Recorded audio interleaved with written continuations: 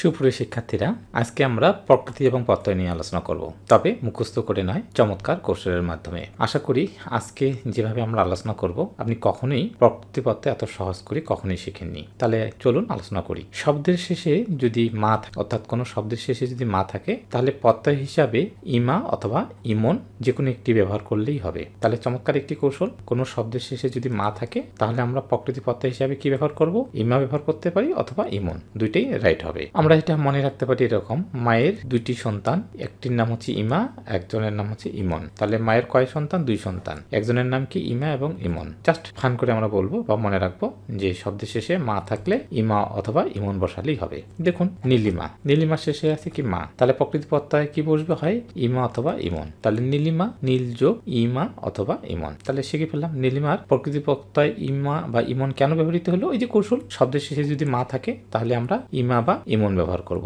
রক্তিমা, শেষে কি আছে? মা রয়েছে, তাহলে মা থাকলে কি হবে? আমরা প্রকৃতি প্রত্যয় হিসাবে ইমা অথবা ইমন ব্যবহার করব। তাহলে রক্তিমা, রক্ত যোগ ইমা অথবা ইমন। মহিমা, মহিমার প্রকৃতি প্রত্যয় কি হবে? ইমা অথবা ইমন। আর মহৎ যোগ ইমা যোগ ইমন মানে হচ্ছে মহিমা। গরিমা, গুরু প্রকৃতি প্রত্যয় হিসাবে কি বসবে? ইমা অথবা ইমন। মা থাকলে ইমা বা ইমন ব্যবহার হবে। একইভাবে লঘিমা, লঘিমার শেষে কি আছে? মা আছে, তাহলে লঘু, মায়ের পরিবর্তে আমরা কি বসাবো? ইমা অথবা ইমন। চন্দ্রিমা কি আছে? মা আছে, তাহলে মায়ের পরিবর্তে আমরা কি ব্যবহার করব? ইমা অথবা ইমন। শনিমা, তাহলে মা আছে, মায়ের পরিবর্তে আমরা কি বসাবো? ইমা অথবা ইমন। শ্যামলিমা, শ্যামলিমার আমরা কি বসাবো? শ্যামল, আর মায়ের পরিবর্তে ইমা অথবা ইমন। তাহলে চমৎকার একটি কৌশল শিখে ফেললাম যে কোনো শব্দের শেষে যদি মা থাকে তাহলে প্রকৃতি প্রত্যয় আমরা সহজ করে শিখে ফেললাম যে মা থাকলে ইমা অথবা ইমন ব্যবহার হবে। এখন অনেকে প্রশ্ন করতে পারে যে হ্যাঁ, আমরা বুঝলাম যে মা থাকলে প্রত্যয় হিসাবে ইমা অথবা ইমন ব্যবহার হয়, কিন্তু নীলটা কোথা থেকে আসলো? যেমন গরিমার গুরুটা কোথা থেকে আসলো? নীলিমার বোঝা যাচ্ছে নীল, রক্তিমার বোঝা যাচ্ছে রক্ত,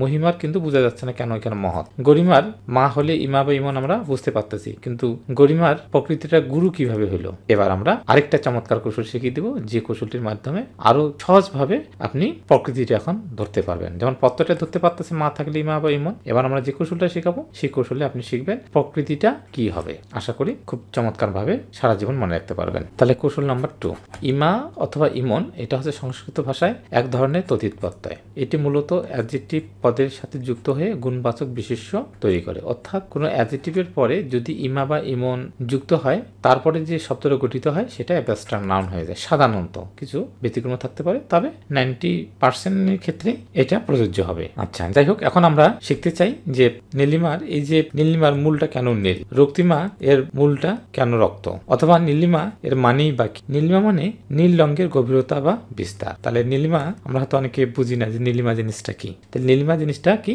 নীলিমা হচ্ছে নীল রঙের গভীরতা বা বিস্তার। তাহলে নীলিমা যেহেতু নীল রঙের গভীরতা বিস্তার, তার মূল জিনিস কি?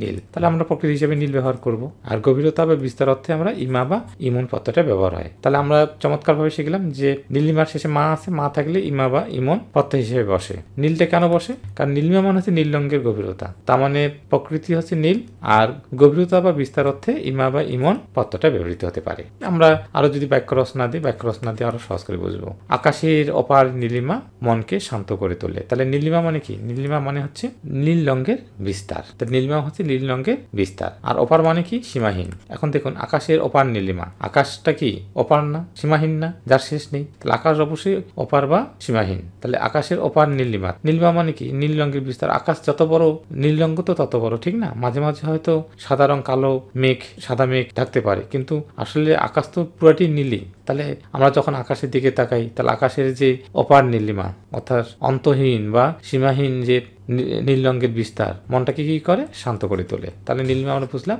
নীল রঙের বিস্তার। তাহলে আশা করি বুঝতে পারলাম যে নীলিমা শব্দের অর্থ কি। আর নীলিমা শব্দের প্রকৃতি প্রত্যয় শিখলাম। তাহলে নীলটা কেন আসলো? কারণ নীলিমা মানে তো নীল রঙের বিস্তার। তাহলে নীলের জায়গায় নীল বসালাম, আর বিস্তার বা গভীরতার জায়গায় ইমা বা ইমন ব্যবহার করলাম। আশা করি বুঝতে পেরেছেন। তাহলে রক্তিমা, রক্তিমা মানে কি? রক্তের মতো লালচে দীপ্তি বা রঙের ছোটা। তাহলে রক্তিমা মানে হচ্ছে রক্তের মতো লালচে দীপ্তি বা রক্তের ছোটা। তাহলে রক্তের জায়গায় রক্ত বসালাম, ইমা বা ইমন ইমন বসাইলাম, মায়ের জায়গায় ইমা ইমন বসাইলাম। রক্তটা এই কারণে আসলো, কারণ রক্তিমা মানে হচ্ছে রক্তের মতো লালচে, রক্তটা হচ্ছে এর মূল। তাহলে মূল মানে কি? মূল যেটা সেটা হচ্ছে প্রকৃতি, তাহলে প্রকৃতি বিষয়ে বসবাস করলাম। একইভাবে মহিমা, মহিমা মানে কি? মহান অবস্থা বা মহত্ব বা গৌরব। তাহলে আমরা মহান অবস্থা যেহেতু পাইলাম, তাহলে মহানের জায়গায় মহান বসাবো। সংস্কৃতিতে মহান মানে মহৎ, আর অবস্থার জায়গায় ইমা বা ইমন ব্যবহার করব। তাহলে মহিমার মা থাকলে ইমা বা ইমন প্রত্যয় ব্যবহার হয়। কিন্তু মহৎটা কেন হয়? কারণ মহিমা মানে হচ্ছে মহান অবস্থা বা মহৎ অবস্থা। তাহলে মহতের জায়গায় আমরা মহৎ বসালাম। বাক্য রচনা করি, তাহলে আরো সহজ করে বুঝবো। ঈশ্বরের মহিমা বর্ণনা করা মতো নয়। তাহলে ঈশ্বরের মহত্ব বা মহান অবস্থা বা গৌরব, এটা কি বর্ণনা করে শেষ করা যাবে? যাবে না। তার মহিমার কখনোই আমরা বর্ণনা করতে পারবো না। তার মানে তার যে মহান অবস্থা বা মহত্ব বা তার গৌরব, এটা কখনোই আমরা বলে লিখে প্রকাশ করতে আমরা অবশ্যই পারবো না। একইভাবে গরিমা, গরিমার গুরুটা কেন প্রকৃতি হিসেবে পড়ছে? তার মানে গরিমা হচ্ছে গুরু গুণ সম্পূর্ণ অবস্থা, অর্থাৎ গুরু গুণ সম্পূর্ণ। গুণটা কেমন? গুরু, গুরু মানে মর্যাদা বা গুরুত্ব। তাহলে গুরুর জায়গায় ভারী বা গুরুত্বর আর ইমা। তাহলে গুরু মানে ভারী বা গুরুত্বর, আর ইমা মানে ওই গুরুর কি অবস্থা বা গুণ বোঝাচ্ছে। তাহলে গরিমা মানে হচ্ছে গুরু গুণ সম্পূর্ণ অবস্থা। তাহলে গুরুর জায়গায় গুরু বসালাম, আর অবস্থার জায়গায় ইমা ব্যবহার করলাম। চমৎকার আমরা শিখে ফেললাম। তিনি তার জ্ঞানের গরিমায় সকলকে অভিভূত করেছেন। তিনি তার জ্ঞানের গরিমা, গরিমা মানে কি? গুরুগুণ সম্পূর্ণ অবস্থা। তার যে জ্ঞানের গুরুগুণ তাহলে গরিমা আমরা সহজ করে বুঝে ফেললাম যে এটা কি? এটা মানে হচ্ছে গরিমা মানে হচ্ছে মর্যাদা বা গুরুত্ব। আশা করি বুঝতে পেরেছেন। আমরা আরো কয়েকটা উদাহরণ দিচ্ছি এখানে। যেমন একজন নেতার গরিমা তার চরিত্র আচরণে প্রকাশ পায়। গরিমা মানে কি? গরিমা মানে তার গুরুত্ব এবং মর্যাদা। গরিমা মানে কি? গুরুত্ব এবং মর্যাদা, এটাকেই বললে হয় গরিমা। তাহলে একজন নেতার গরিমা তার চরিত্র এবং আচরণে প্রকাশ পায়। তাহলে অবশ্যই আচরণ এবং চরিত্র অবশ্যই প্রকাশ পাবে, তার গুরুত্ব এবং মর্যাদা অবশ্যই প্রকাশ পাবে না? অবশ্যই প্রকাশ পাবে। তাহলে আচরণের বংশের পরিচয় আমরা বলি, ঠিক না? তাহলে লঘিমা, লঘিমাও একই জিনিস। তাহলে লঘিমা হচ্ছে হালকা ভাব বা গুরুত্বহীনতা। তাহলে লঘিমা মানে গরিমা, গুরু মানে হচ্ছে ভারী, আর লঘু মানে হচ্ছে হালকা। তাহলে লঘিমা লঘু যোগ ইমা, তাহলে হালকা অবস্থা। তার হালকা অবস্থাটাকে বোঝাচ্ছে লঘিমা, আর ভারী অবস্থাটাকে বোঝাচ্ছে গরিমা। আশা করি বুঝতে পেরেছেন। একইভাবে চন্দ্রিমা, চন্দ্রিমা মানে কি? চাঁদের আলো। তাহলে চাঁদের আলো হলে চাঁদের জায়গায় চন্দ্র লিখবো, আর আলোর জায়গায় ইমা বা ইমন। তার মানে এখানে কিন্তু ইমা বা ইমন একটা কি আলোতে প্রকাশ পাচ্ছে। তাহলে চন্দ্রিমার মা থাকলে কি আমরা ইমা বা ইমন ব্যবহার করব, আর চন্দ্রের জায়গায় চন্দ্র ব্যবহার করব। কিন্তু চন্দ্রিমা মানে কি? চন্দ্রিমা মানে চাঁদের আলো। পূর্ণিমার রাতে চারিদিকে চন্দ্রিমায় ভরে উঠেছে। পূর্ণিমার রাতে চারিদিকে চন্দ্রিমা মানে চাঁদের আলো, যেটাকে আমরা জ্যোৎস্না বলি। পাহাড়ের উপরে বসে আমরা চন্দ্রিমা উপভোগ করলাম, অর্থাৎ চাঁদের আলো বা জ্যোৎস্না উপভোগ করলাম। চন্দ্রিমা মনে হচ্ছে চাঁদের আলো। তাহলে চাঁদের জায়গায় চন্দ্র লিখবো, আর আলোর জায়গায় ইমা বা ইমন ব্যবহার হবে। তার মানে এখানে ইমা ইমন আলো অর্থে ব্যবহার হয়েছে। পথের সাধারণত অর্থ নেই, কিন্তু একটা অর্থ কিরকম প্রকাশ পাবে সেটার একটা নমুনা এরা প্রকাশ করতে পারে, জাস্ট এইটুকুই। কিন্তু ইমা বা ইমন শব্দের অর্থ কিন্তু আলো না, অর্থাৎ চাঁদের যে একটা অবস্থা, চাঁদের যে একটা গুণ, ইমা বা ইমন একটা গুণ অবস্থা প্রকাশ করতে পারে, একটা অবস্থা প্রকাশ করতে পারে, জাস্ট এটা। শনিমা, শনিমা মানে কি? শনিমা মানে হচ্ছে লাল আভা বা দীপ্ত। তাহলে লাল জায়গায় লাল লিখবো, লালের সমস্ত নাম হচ্ছে সৌন।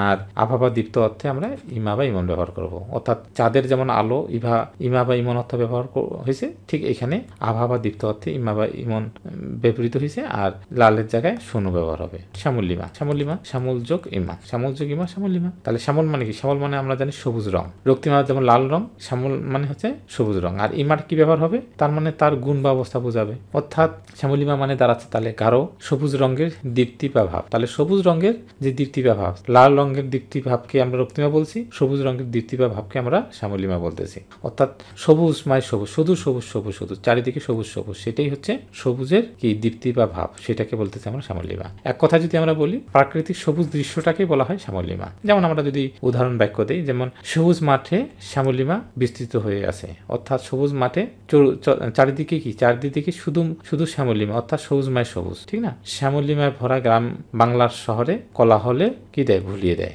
অর্থাৎ শ্যামলিমা ভরা গ্রাম বাংলা। গ্রাম বাংলাটা কি? গ্রাম বাংলাটা আমরা জানি সবুজময় সবুজ। সেই সবুজময় সবুজটা কি? গ্রামের সবুজময় সবুজটা শহরের কোলাহল কি ভুলিয়ে দেয়। শহরে তো শুধু কোলাহল শব্দ, কিন্তু শ্যামলিমা অর্থাৎ শ্যামলিমা সবুজময় সবুজ অরণ্য কোথায় হয়? সাধারণত বনে হয়, গ্রামে হয়। অর্থাৎ চতুর্দিকে সবুজময় সবুজ। যেমন রাস্তা দিয়ে যখন আমরা হাঁটবো, এমন একটা রাস্তা যেখানে সবুজ অরণ্য থাকবে, অর্থাৎ সবুজের বাগান থাকতে পারে, সবুজের ঘাস থাকতে পারে, সবুজের মাঠ থাকতে পারে। তাহলে মানে সব দিকে শুধু সবুজ।